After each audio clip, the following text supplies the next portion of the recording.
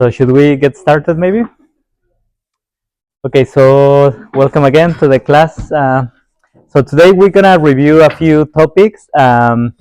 It's mainly focused on continuation on classification topics, and then also a bit of regularization. In particular, we will cover the lasso and ridge regression, and ooh, and these methods are okay. Let me just hit record.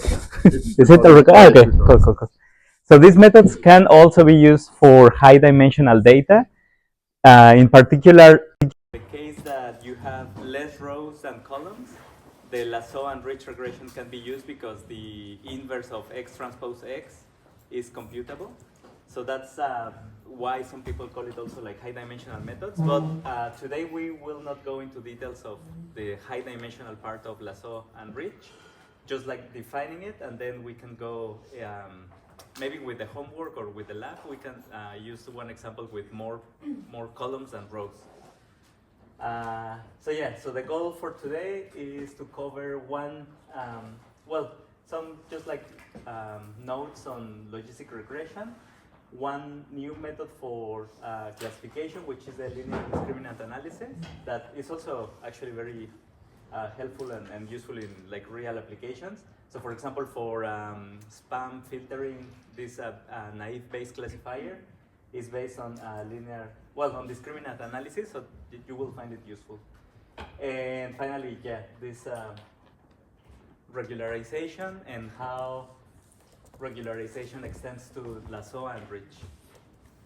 So just before getting started, I thought that would be nice just like to catch up on the upcoming deadlines. So the first deadline for the assignment was already passed. So that was the last Sunday, and I thought that so the original dates for the homeworks were set before I knew what exact day we were having the class. So I just shifted a little bit the delivery, the due dates. So now, so they are due on the Sunday instead of on Wednesday, so that you have like the whole weekend to work on them. So the next assignment will come this week on 8th of March, and then you will have again 1 week and 1 day to submit it. So all the homeworks happen before the spring break, and then after the spring break, I think it's better to focus on the project, and also like all the a bit more theoretical part is covered by then. So or let's say like we have more methods so that you can play with your data by after the spring break. What else? Yeah, we also have this exam, the midterm exam. So for the exam, we will cover basically the topics that are reviewed during class and homeworks and the labs. So just like, don't stress too much about the exam. It's just like the topics that we've been covering, and that's it. Do you have any questions about? Yeah. In the exam schedule, there's a date for the midterm, which is on the 2nd of April. I sit on the 2nd of April. Yes. Okay. So then I need to check that again. Okay. So which is right? 8th of April or 2nd of April? No, I think it's the 2nd. I mean, if that sounds more official. It also says like 2 hours. That's I was thinking more like even 1 hour or something. It's not gonna be like super difficult already. But okay, so okay, I was not aware of that, but then let me check. But yeah, thanks for the observation.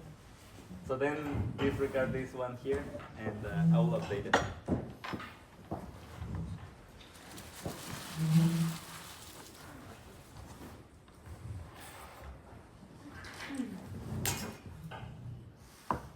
Okay, so let's for the midterm, is it more of like coding exercises, like the homeworks, or is it more?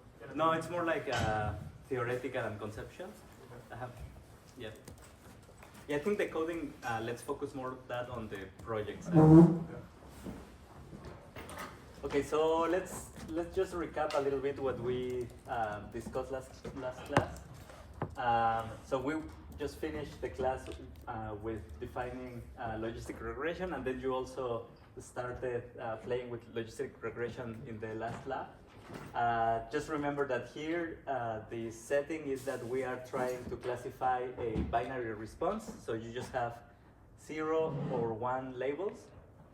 And you can use either continuous variables, like in this case, if you have 1 continuous variable to predict the label, then you can use like this sort of sigmoid approximation to the probability. Also, you can use, if your data comes with some categorical features, you can also use that. But the point is that the estimation is based on this probabilistic assumption of your label being equal to 1. Well, this takes the expression of a sigmoid function. So this is a sigmoid transformation of the linear,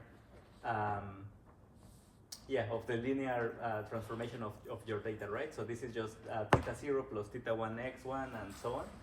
And then you are passing it through the sigmoid transformation so that your linear transformation now takes the form of this sigmoid function.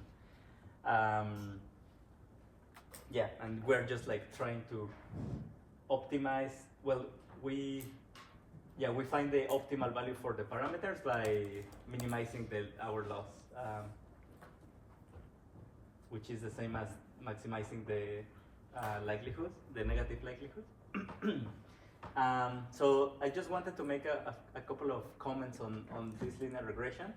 So the first thing is that maybe from the previous definition, it was not super clear why is it called logistic regression. And usually, like in more classical textbooks in statistics, you will find this expression that is equivalent to what we saw. So what we defined is this sigmoid transformation, and just by arranging some algebra, we can express the same equation using the log odds. So this p divided by 1 minus p, this is called just the odds, and then log of that is the log odds. So when you are doing logistic regression, you are basically doing a linear model for the log odds of your data. So this is why it's the logistic part. This transformation is also known as the logit, and something important also is that when in contrast to linear regression, the parameters of your model are not as simple to interpret as when you have just like the bare linear model, right? Because when you have linear models, the parameter theta can be interpreted as if you increase 1 unit of x, then your response will increase by theta units, right? But in this case, it's not the same, right? Because what you are increasing linearly is really the log odds of your probability. So just like keep that in mind, that the interpretation is slightly more, a bit more complicated. But I think like one nice way to think about how the parameters are affecting your response is more like playing with this, just like change a little bit the labels in some of your examples. So for example, this one, right? Like we have this toy model with explaining the probability of default given balance, and for that data set, let's say like you run either R or Python, and then you get these estimates of the intercept and the slope of your model. And so you can interpret how would an increase in the balance of your credit card would affect the probability of default. So by increasing 1,000 the balance in your card, then you are increasing the probability in more than 50%, right? But of course, these statements are not like linear all the time, because so you will see that increase is higher in some parts of this curve. So especially like in this part that is more linear, then the increase in probability is more pronounced. But then after you go after some threshold, then the probability saturates, and then an increase in the feature is not is not like linearly increasing the probability of your label. So that's just something to keep in mind when you are interpreting your model.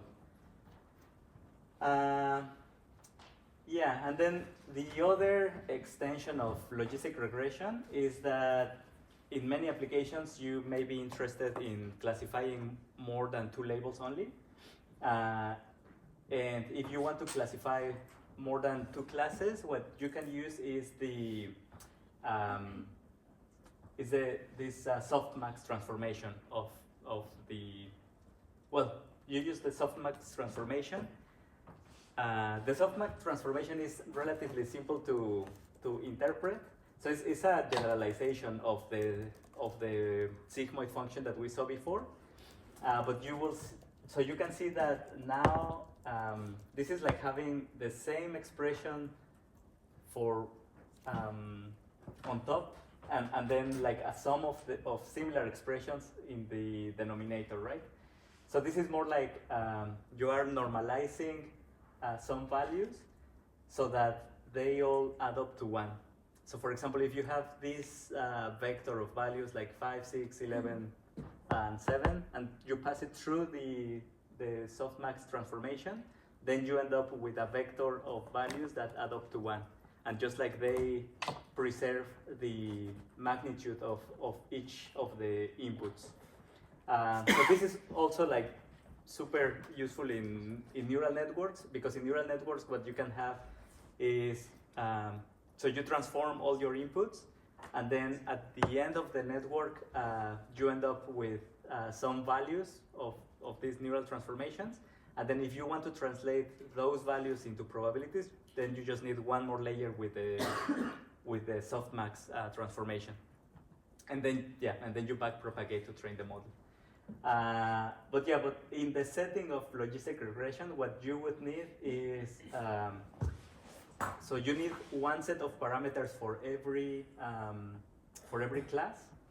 So so you can see here that beta 0 is not now only beta 0, but it's beta 0 for the class K, and similarly for the rest of the betas. And then once you have like this linear part, then you pass it through so the linear part would give you like these numbers, and then once you have that, then you would pass it through the softmax transformation. And in some textbooks you will find this known as the multinomial regression. Now something that we will not cover, but maybe if some of your data sets is also like in that setting, it's also possible to preserve order between your classes, because in this case one problem is that you are not explicitly saying like, okay, class number 3 is higher than class number 2, but they are just like different classes, right? So there are also some techniques to just like to impose that order to your response. If you're interested in that, of course, like just we can discuss it like more like one-on-one basis. But just like the point here is that you can extend logistic regression to handle more than 2 classes. So now we will jump into, any questions so far with I think these are maybe simple concepts. So now we will jump into another method, which is the linear discriminant analysis, and it's also very useful for classification. And the idea here is slightly different to what we have seen so far with logistic regression, because so far what we have done is we have modeled directly the probability of the conditional probability of the label given your features, right? And then we use the sigmoid transformation and the linear transformation of X to obtain this probability. But now what we will do with discriminant analysis in general is that we will assume some model for your data X given each one of the classes. And then, so let's say like this is just how are the features behaving for each of the different classes. And then once we have a model for this part, we can flip the probabilities using Bayes' theorem. And now, so using just like how many labels you are expecting in each class and the model for the data given the class, you can obtain the model for the class given the data. Now, one simplification here for the linear discriminant analysis is that we use normal distributions for this model over here, and that simplifies everything in a way that the decision boundaries will be linear. So the expression just like separating class 1 and class 2 or yeah, any class is aligned. If you use different types of distributions, then this is not aligned, but this can be different shapes. Yeah, and in general, it's actually very useful, this classification approach. So just like a super quick update in Bayes' theorem, if it's not entirely fresh at the moment. So just remember that I think you can derive most of the expressions for LDA, just remembering these expression for conditional probability. So remember that, for example, if you want to compute the probability of B given A, is just, so this one is just given by the probability of the intersection of B and A. So this is like this over here. So let's say like you have your full space and you have the outcome A and the outcome B and then the intersection of the two outcomes. And then, well, the event A, event B, and the intersection. So the probability of B given A is just the probability of the intersection divided by the probability of the conditioning event. And you can do that for B given A or similarly for A given B. And then from this we can see that the probability of the intersection can be expressed in two ways, either using B given A or using A given B. And then from here so this is like the expression for the Bayes' theorem. So what you see is that if we're flipping the probability of A given B, but in terms of the probability of B given A. There is only one last step, because this probability of B in the denominator can also be expanded to, maybe I can use the white.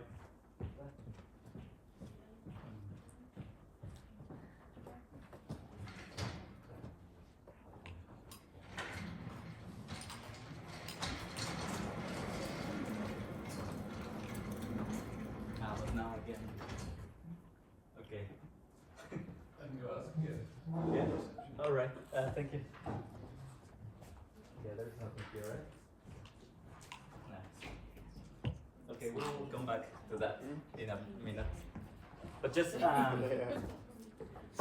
I wanted to say that this expression for the probability of B can also be expanded by considering a partition of your space. But yeah, maybe if okay, we can review it, but probably it's already familiar for many of you. So yeah, so the point here is that you will use the same expression that we in the previous slide to compute the classification probabilities. So now you want to have the probability of the label being equal to K given your data, and that will be just like flip around by using the probability of your data given the class times the probability of that class divided by the total probability of the data being equal to X. And this part over here is the one that will expand by considering how the data behaves in all the classes. So this is like integrating over the classes, just like the K classes. yeah, so then we just by changing a little bit the notation, so let's denote by P of K the probability of one specific class, and then F of K of X as the probability of, just like the distribution of X given the class. And yeah, so I mean in the literature they also call this P of K like the prior probability for class K, although it's not entirely a prior probability because so the method for LDA is really like an empirical estimation of the class probability, but prior is more like tells you more about your beliefs about the data. So this is not like fully a Bayesian method, but let's say like it's a classification method that uses Bayes theorem, but it's not like you are not making assumptions on the prior. Yeah. Okay, so just super quickly, this total probability. So just like if you have also the probability of B, and then you have like some partition of your data.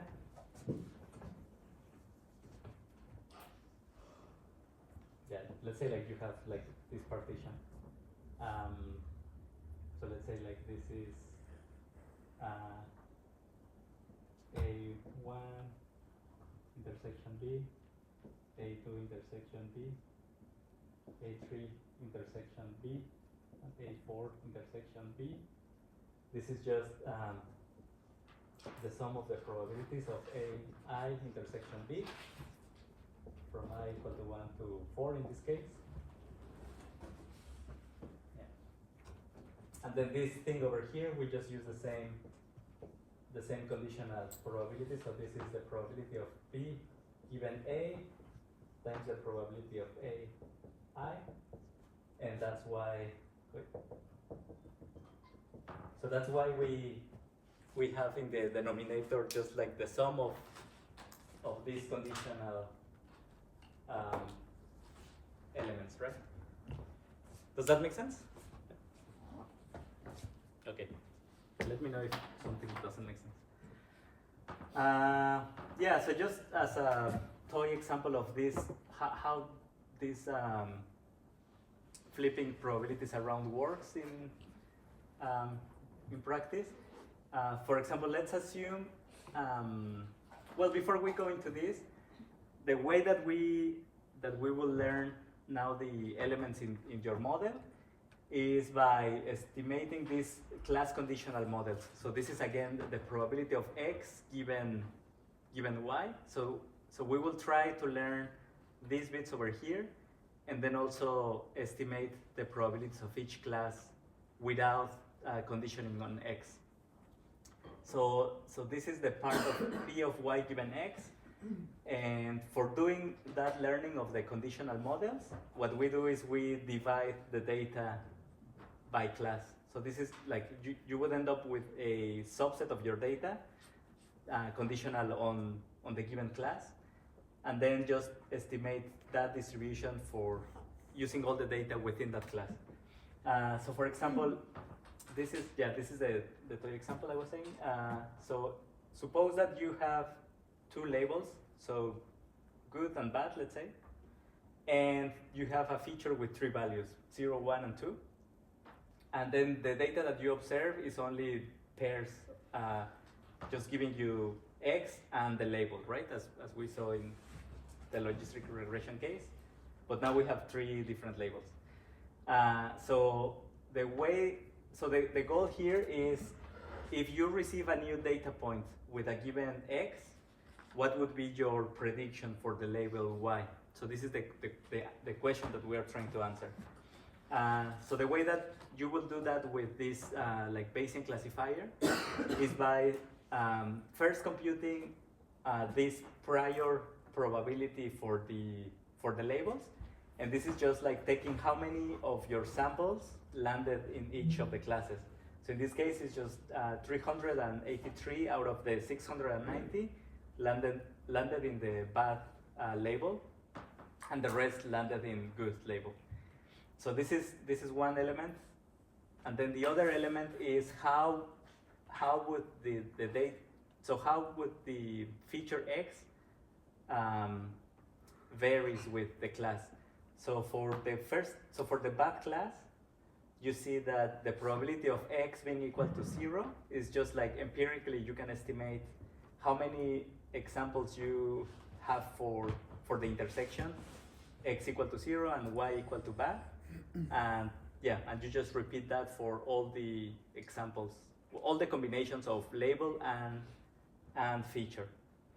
And then finally, what you would do to get the probabilities for the classification is just apply the formula that we saw before. So this is just multiply the prior of the class times X given Y and divided by just by this sum. So basically, you multiply this one times this one, and then divide on the sum of the products of this one times this one times this one again, and this one times this one, and then you end up with this number here. Or similarly, what you can do is you can just compute this times this, and then that will give you a number which is not normalized to 1. And then once you have those three numbers, you pass it through the softmax transformation, and then they add up to 1. So in this example, we will see that so if X is equal to 0 or to 1, the most likely label is bad, and then if X is equal to 2, then the most likely label is good. So that's in a nutshell how this flipping of probabilities work. Yep. Ben? So this is not the same as the EM algorithm, but it's similar, right? How is it? How do the two relate? To the EM algorithm? Yeah. Well, it's not exactly. Yeah, I think it's not quite similar, because in the EM algorithm, it's like you cannot directly optimize something, but you are more like first finding the expectation and then maximizing conditional on that expectation and just like iterating over that. In this case, it's more like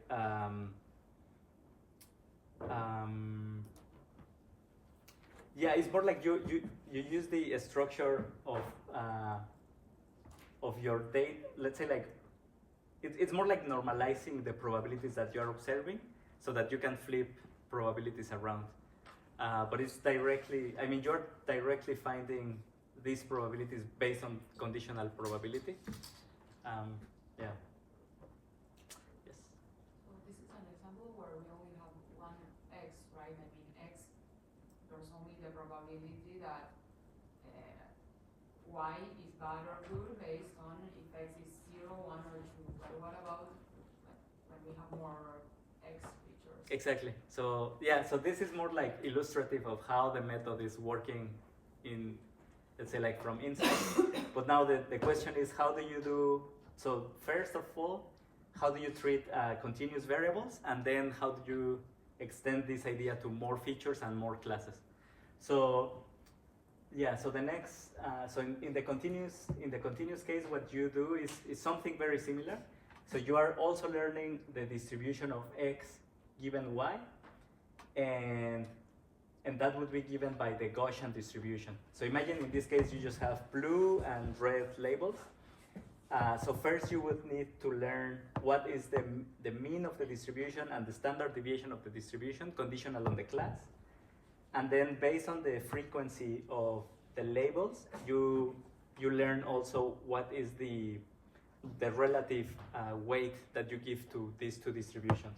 So in this case, it's like you have 5 examples on the blue class, and therefore your distribution for the blue class is slightly higher than the distribution for the red class.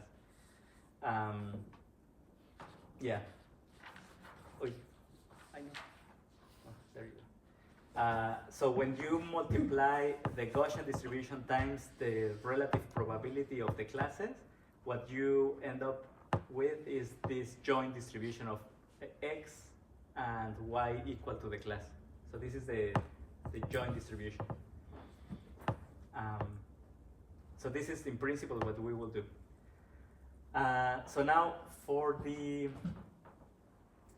so if we start, let's jump now into this Gaussian example by considering the simplest case, which is just again one single feature, but the feature is continuous now instead of the three category before.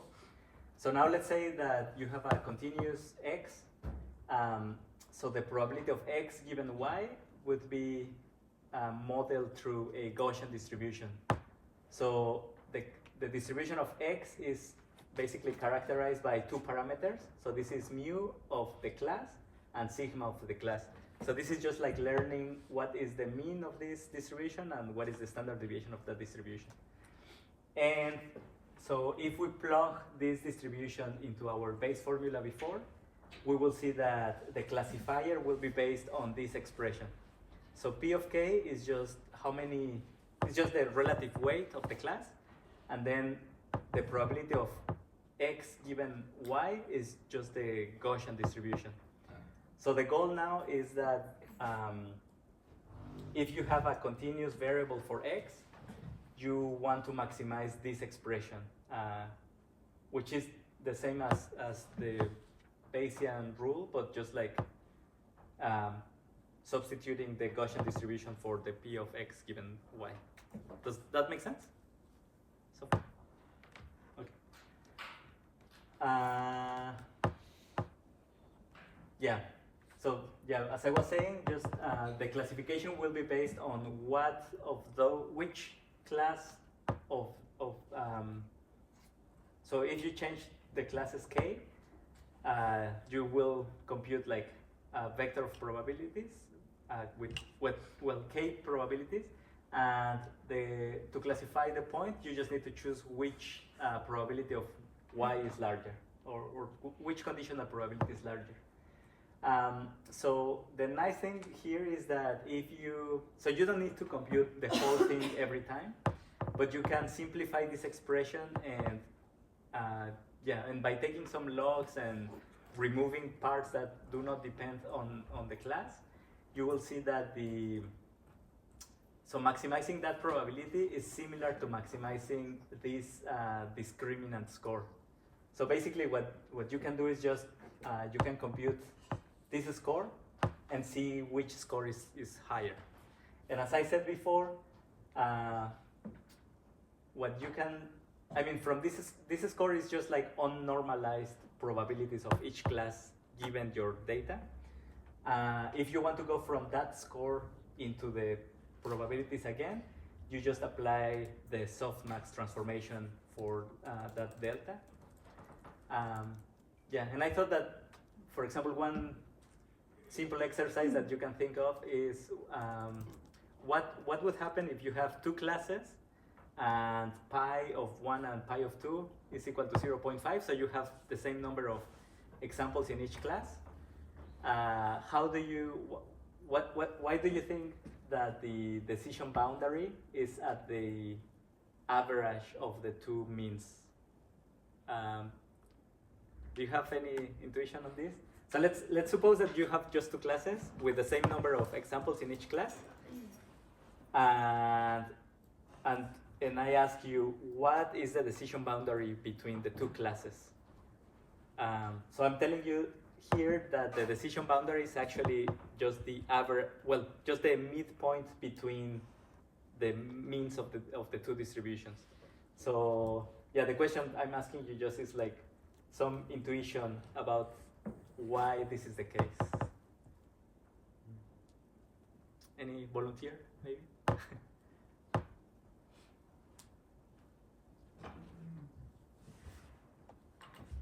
And yeah, just as a hint, you can think of this plot again.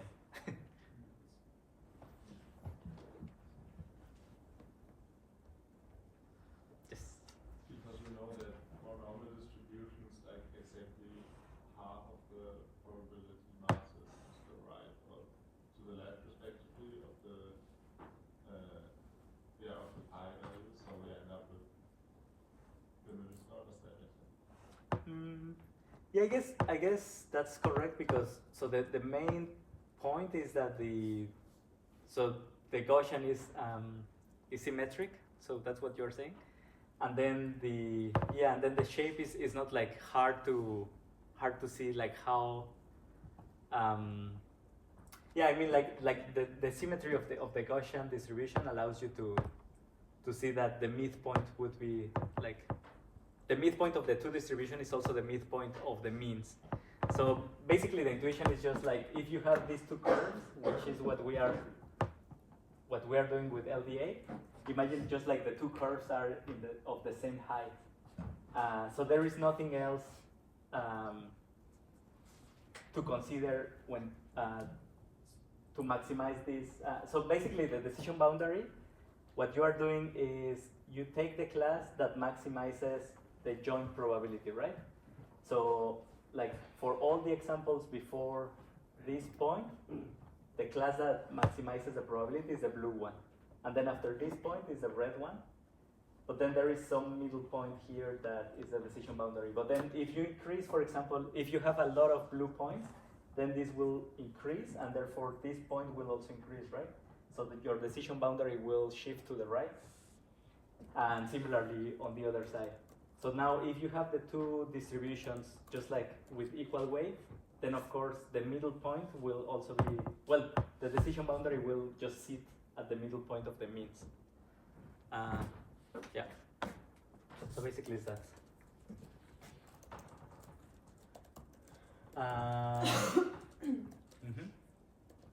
So then just like how do we estimate the parameter? And here is basically maximum likelihood estimation, but for Gaussian distribution. So we are doing something similar to what we did with linear regression. So this is maximizing the negative log likelihood. But now, so you can maximize it directly. So you can actually write down the likelihood for your whole data set, and then try to maximize for mu of k and sigma k for all k's. But it's simpler to think about it by if you divide your data in many classes, and then for each of the classes you just compute what is the average value for all x's in that class, and that would be your MLE for the mean for that class. And then oh yeah, there is another simplification that I forgot to comment. But so here we are also assuming not only that the x given the class is Gaussian, but we're also assuming that all classes have the same variance. So sigma of k is the same for all classes, and therefore the estimation of sigma, you need to consider all classes. So basically, yeah, this is just like, it's the same expression as your estimator of variance, but just like aggregating aggregating all classes. And then just like to make it unbiased, this estimator is n minus k, because you have lost k degrees of freedom. Yes? How can you assume that the variance is the same over all different distributions? This is just a simplification. But yeah, actually, in one of the next slides, we will see that if you don't assume that, then you end up with another type of classifier. But even with this simplification, the classifier is relatively effective. But yeah, normally that's what you do. So you keep increasing the complexity of your classifier as your data requires it. And this is like the simplest version of the LDA classification. But yeah.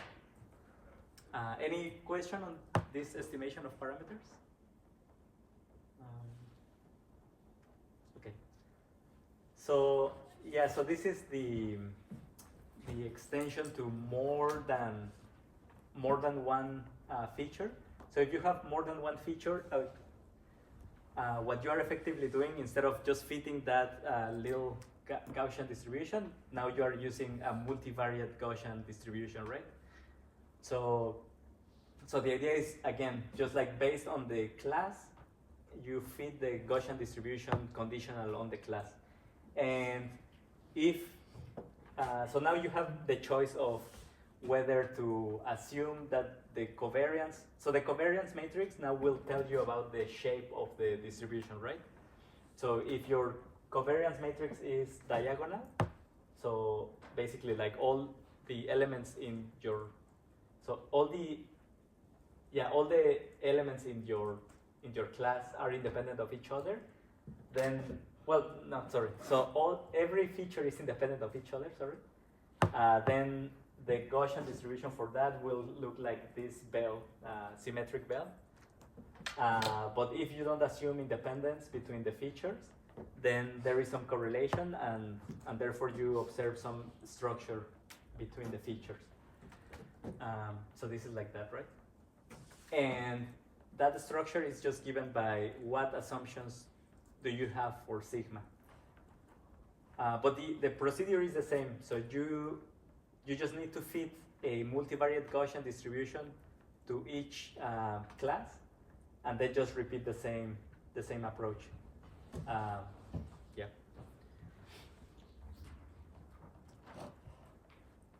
So yeah, so that's what you do, and then, for example, if you want to, so you can use the same framework now for expanding to more classes. In this case, this is just again like a toy data set with 3 classes, and the data was generated using 3 Gaussian distributions with the same sigma, well, the same big sigma, and just 3 different means. And then here, what is being plotted is actually 2 different decision boundaries. So one is more like the theoretical boundary. So assuming that you know what process generated the data.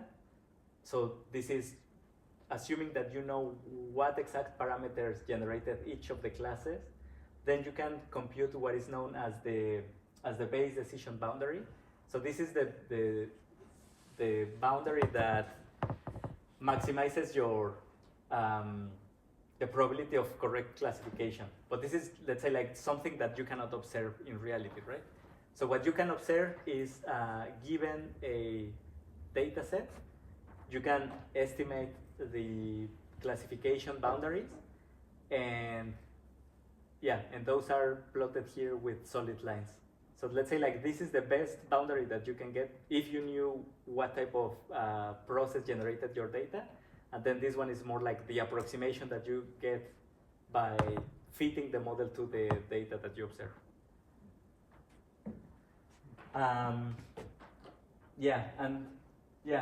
Just the approach is the same, right? So once you are given the data, so you just fit a Gaussian distribution to each of the colors, and then you just compute the pi of k by dividing how many examples you have in each class, and then you just do that flipping of probability, and that will give you these discriminant functions. And you just choose the class that maximizes that discriminant function.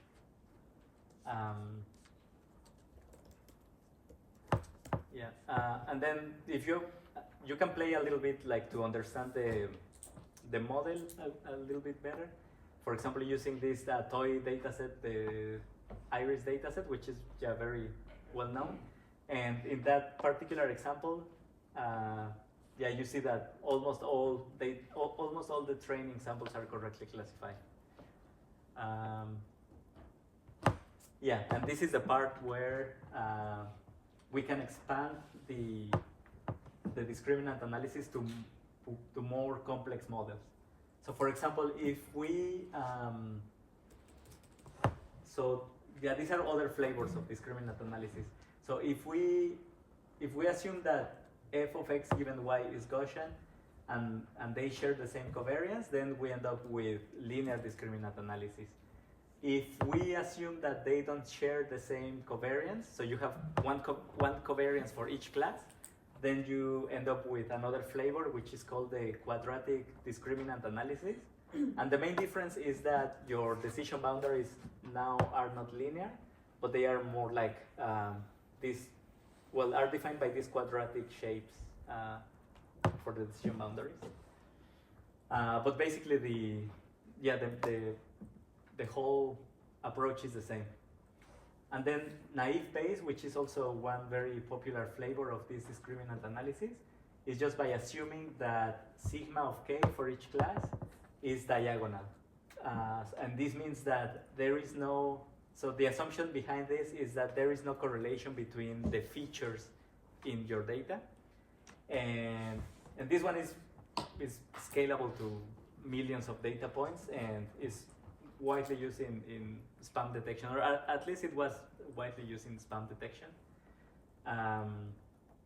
Yeah, and also, like, of course, you can play around with other choices of f of x given y, and that will define you a different classifier. But yeah, so this same framework can be expanded in many ways. And then just to close on this LDA topic, so you may ask why, if we already have logistic regression, why do we use LDA? Oh, and there are some advantages of LDA with respect to logistic regression. So the first one, I think like this is one of the, well, actually it's not the first one, but one of the practical considerations that I find more useful is that when your data becomes close to fully separable, logistic regression is very unstable. And yeah, this is something that you might keep in, yeah, it's good if you keep it in mind. So when I say that they are almost perfectly separable, or well, they let's say like if your labels are separated by one of your features, then you can see that the model can fit a larger and larger value of beta 1. So imagine that you just have one predictor, you have the labels 0 and 1, and there is no overlap between the class 0 and class 1 by considering this predictor. So all your zeros are here, all your ones are here, and then you see that the beta parameter controlling the shape of the sigmoid can go as large as you want. So it can go to infinity, and then in the limit of infinity, then you have this step function. And this is something that causes a lot of troubles. Actually, if you just put it in your software, this completely separable data, you will find that the solution doesn't exist. So that's one of the caveats of logistic regression, and LDA can handle this super easily. Yeah, the other thing to consider here is that we are now exploring these generative models. So previously we, with logistic regression, it's like we only learned this distribution of y given x, but now we are imposing a model for everything, right? So we are imposing a model for y given x and also for x. So basically we are now fitting a generative, well, this is more like generative learning because we are introducing probabilities for all the elements in your data, not only for the conditional of y given x. So this is also something to keep in mind. And finally, yeah, just like LDA as all models is more effective when the Gaussian assumptions are reasonable. So just keep in mind that for logistic regression, for linear regression, for LDA, always try to check that the assumptions of the model satisfy. So in this case, it's just like the data conditional on each class looks like a little cloud of points that resemble a Gaussian distribution. But so sometimes it's still useful even if the Gaussian assumption is not true, because the linear, well, the decision boundaries are still classifying points, but it's even more effective if the Gaussian assumptions are satisfied. Yeah, so let's maybe take a break now, and then we go into regularization. Just one question. Sorry. But I'm not sure I understand, like in the previous slide, why logistic regression would be stable when the classes are well separated, because from that graph, like, I think that it's logistic regression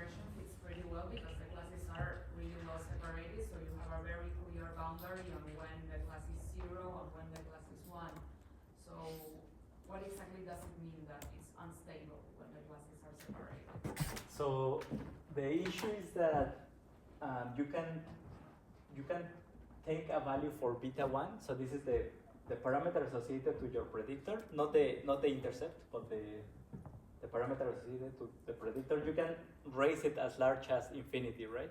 Yeah. And then in infinity is so in infinity you will get this step function. You always have that. And also, like, if you take, I don't know, like 10 maybe, beta equal to 10, then the curve will also fit perfectly.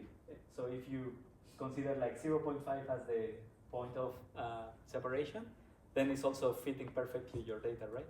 So the point is that beta 1 is not well defined in that case, because it can be as large as you want, and it will still fit your data well. Okay, let's take the short break of 5 minutes.